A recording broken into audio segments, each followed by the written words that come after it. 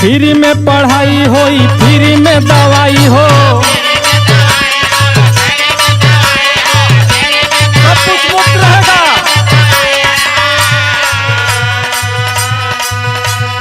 Free में पढ़ाई होई, फ्री में दवाई हो, शासन अखिलेश के जब यूपी में आई हो।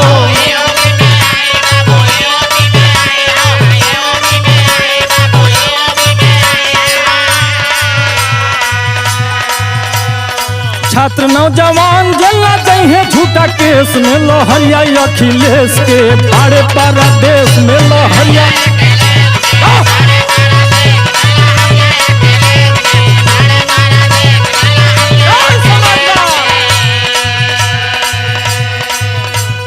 छल के जीत गईले 22 के चुनाव हो।